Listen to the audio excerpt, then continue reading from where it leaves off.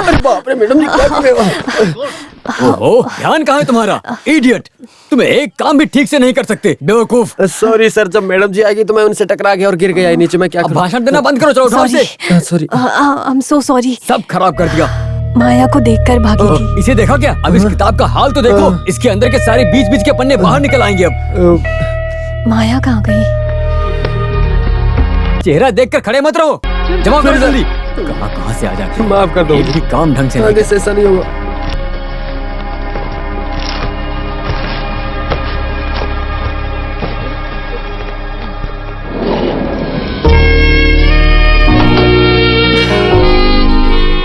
माया, अरे बाप रे, तुम हो क्या? अरे मैं ऊपर से देखी थी इसलिए नीचे आई। क्या? मैं फ्लैट में कुछ सामान को रखने के लिए गई थी। कितना टाइम हो गया तुझसे मिले, तुझसे कांटेक्ट ही नहीं हो रहा था। इट्स अ लॉन्ग स्टोरी, सब आराम से बताती हूँ। कौन सा फ्लैट है? 3A में हूँ। मैं ऐसा है 11A क्या? में। सारे काम को निपटाकर आराम से आती हूँ। आना हाँ, नहीं तो मैं आ जाऊंगी। आऊंगी। बाय।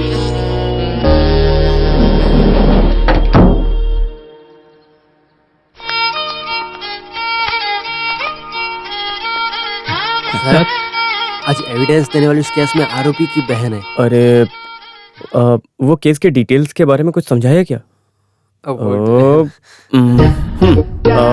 ये राजन बोलने वाला आपका भाई है और जो मारा गया उसका नाम विलास। I am right? क्या बोले? नहीं, आपका जो भाई है वो राजन और जो मारा गया उस विलास के साथ झगड़ा करने या गाली गलौज करते हुए या खून करते हुए ये आपने नहीं देखा है ना? अरे उसके लिए वो किसी को मारा भी नहीं है सर, अनजाने में उससे ऐसी गलती हो गई है सर। उसे मैं कोर्ट में सफाई दे दूंगा। वहाँ अगर वकील आपसे कुछ पूछे तो मैं नहीं जानती हूँ, मैंने कुछ नहीं देखा, आपको यही बोलना है, ठीक है? बाकी मैं देख लूंगा। जब ये सब हुआ तब आप कहाँ थे? घर में। अरे बहन, उस वक्त आप अपने पति के साथ सिनेमा देखने गई थी या नहीं, बताओ ना। कौन सा सिनेमा? घंटा। ऐसा कुछ सिनेमा है क्या? अरे ऐसा बोलो ना। ऐसी गवाही देनी है ना तो संकल्प की एक फिल्म को देखनी पड़ेगी। ये फिल्म हमने देखी थी ना। अच्छा, तेलुगु फिल्म मैं नहीं देखूंगी, हम मोहनलाल की फिल्म देखने चलते हैं। बाप रे, क्या रे, कौन लोग हैं ये? सर लीना विलियन। क्या है? राजन का भाई लिवियन जिसी के साथ कल सिनेमा देखने गया था ना। जब आप लोग फिल्म देखने जा रहे थे तब राजन घर में था और जब फिल्म देखकर घर वापस आए तब विलास को चाकू मारकर उसकी हत्या कर दी गई थी, लेकिन लाश के अलावा आप लोगों ने कुछ नहीं देखा, समझे? आपने अपना नाम क्या बताया? रजनी जी, मैं आपके कल घर आता हूँ बस स्टॉप को देखने के लिए। फिर रात में थोड़ा लेट आऊंगा क्योंकि आसपास के लोगों को पता न चले। आप वहीं रहेंगी ना? ओके। अरे दवा देने वाली वो लड़की अभी कुछ दूर में अपना घर बदल दी है। मेरे घर में कुछ भी होने पर उन्हें पता नहीं चल सकता उसमें है। कोई दिक्कत नहीं है। भावना, मैं यहाँ एक सीरियस केस के डिस्कशन में हूँ। तुमने कॉल किया, कोई खास बात है? रात में जब कोई भी नहीं रहेगा उस समय मिलने के लिए बोला था ना। जाते वक्त वो 4756 की साड़ी लेकर जाना मत भूलना। क्या साड़ी?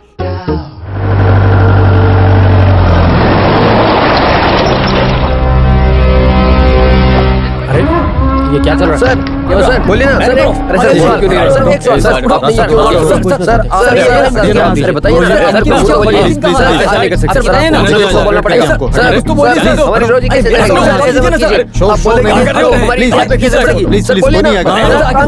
आप जाके सर इनको कहाँ लेकर जा रहे हो आप सर? ठीक से याद है ना? आगे कुछ भी हुआ तो मेरा भाई। अरे साले साहब, अरे तुम बेकार में रो क्यों रही हो? ये वकील सर है ना, सब सही कर देंगे। तूने चढ़ा लिया क्या? लिटिल। हाँ ठीक है। हाँ चलो आ जाओ। सर, मुजरिम को जमानत निकालने वाले हैं क्या? फैसला लेने का काम कोर्ट का है। तो बताइए सर, बताइए ना। माइक वाला इधर आओ। अरे उन्हें जाने दो ना, ये आदमी बहुत बिजी रहने वाला आदमी है। मुझसे पूछो, मैं सब बताता हूँ ना। मेरे साले साहब में ऐसी क्या कमी है? अरे वो बुला रहे हैं, अगर तुम बकबक किए ना तो जमानत भी नहीं मिलेगी।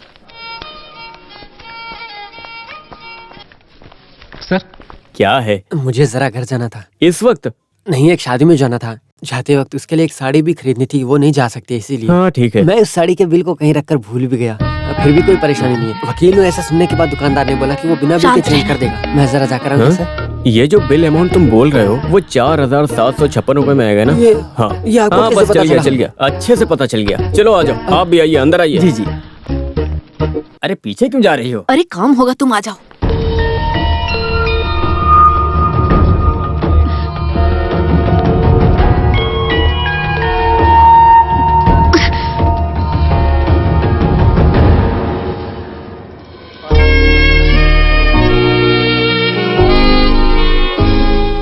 अरे ऐसी क्यों बैठी हो?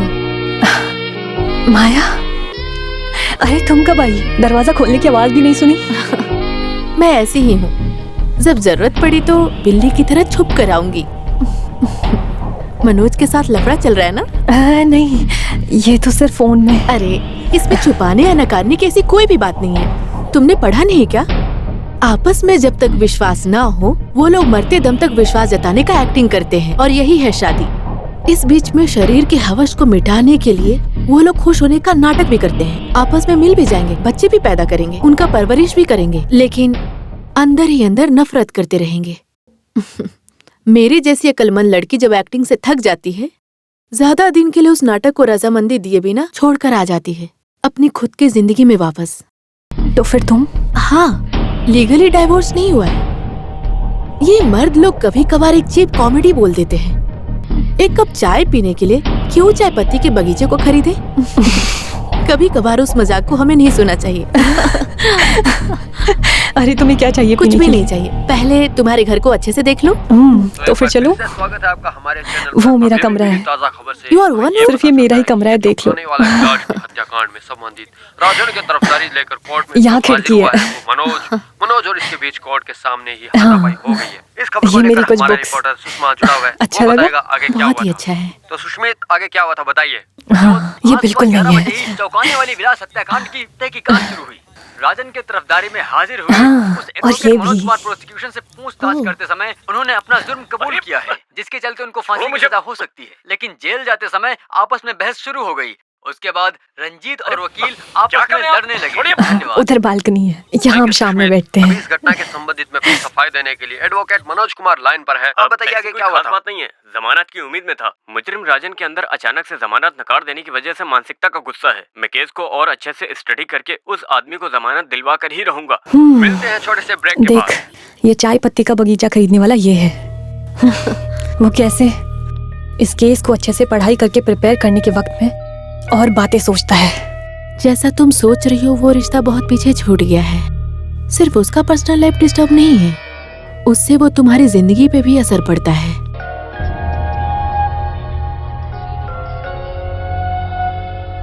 अरे ऐसी कोई बात नहीं पिताजी। हाँ। आज जब मैं घर से आ रहा था, बिना किसी अड़चन के उसने मुझे विदा किया। मेरे ऑफिस पहुंचने के बाद मुझे तुरंत फोन किया।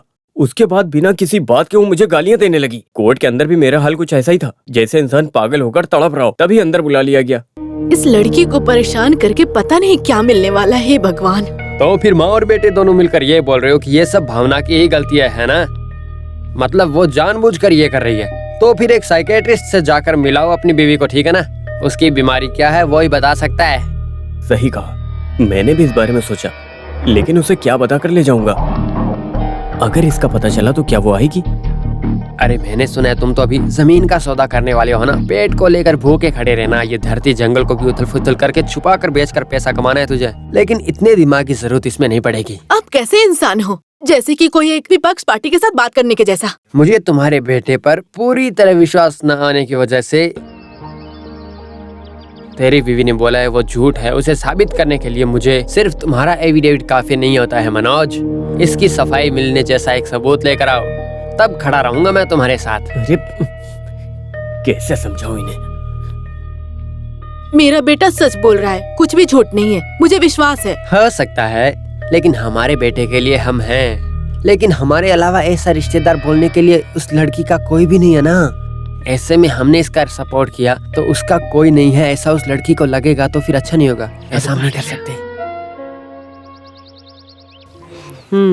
ऐसी क्या खास बात है आज? आओ आकर बैठो, बताती हूँ।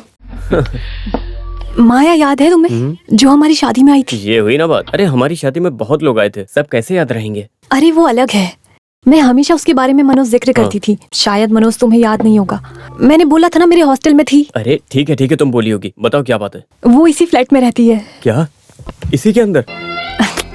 अरे ऊपर नए किराएदार आए हैं, एक बाप और बेटी वही है। हाँ, कल वो मुझसे मिलने आई थी, हमने बहुत सारी बातें की, वो बहुत ज्यादा खुश हो गई। पहले से ही वो ऐसी ही है, उसके साथ बात करने से बिल्कुल अलग इंसान बन जाते हैं। जब वो चली गई थी तो मुझे कुछ करने का मूड हुआ, ये वही सब कुछ है। उसको मैंने हम दोनों के बारे में सब बता दिया। तुम्हारा मतलब? अरे मतलब हमारे बीच की परेशानी। मनोज, हाँ। ऐसा क्या सोच रहे हो? आज मैं घर गया था। आज पिताजी ने बहुत डांटा है मुझे। हमारे बीच में जो कुछ भी हो रहा है उसकी वजह मैं हूँ, पिताजी बोल रहे हैं। ऐसा पिताजी बोले थे? नहीं, जब मैं सोचता हूँ तो मुझे भी ऐसा लगता है। और आखिर में मैंने भी एक फैसला किया है। सारे कामकाज को छोड़कर हर हफ्ते में 2 दिन हमारे लिए बहुत जरूरी है भावना। कहीं दूर, बहुत दूर, जहाँ किसी को पता न चले। मेरे लिए साइकाट्रिस्ट से मिलना जरूरी है।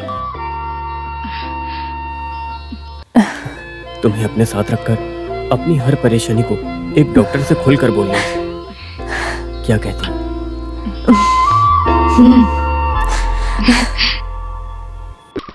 ये क्या है यहाँ? मैंने कहा था ना, एक डॉक्टर से मिलना। ये उन्हीं का घर है। ओह, वैसे मनोज तुम डॉक्टर को कैसे जानते हो? मैं नहीं, पिताजी जानते हैं। पहले इनका केस पिताजी ही देख रहे थे। ओके। चलो। हम एक साथ बैठकर बातचीत करेंगे या फिर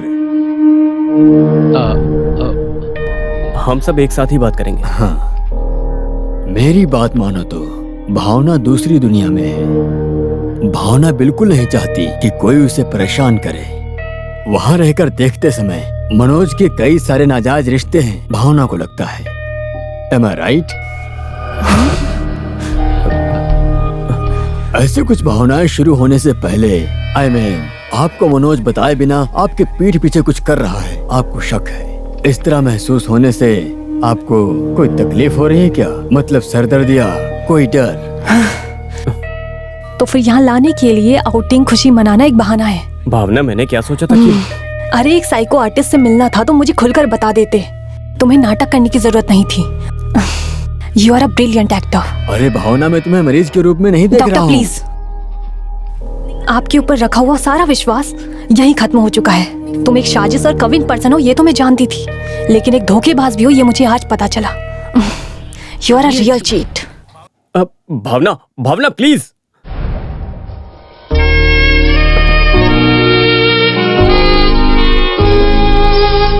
मनोज ऐसा क्यों कर रहा है? तुम्हें क्या लगता है?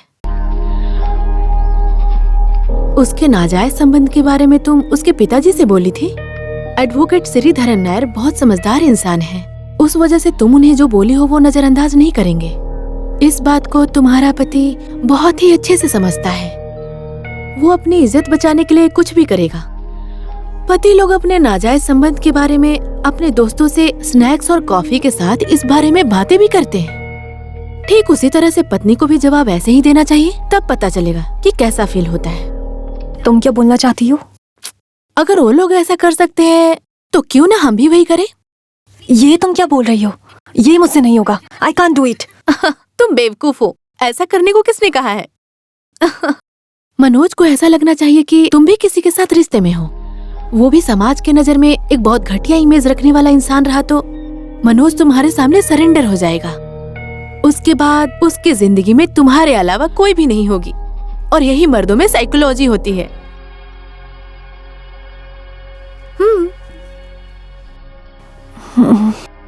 कुछ नहीं।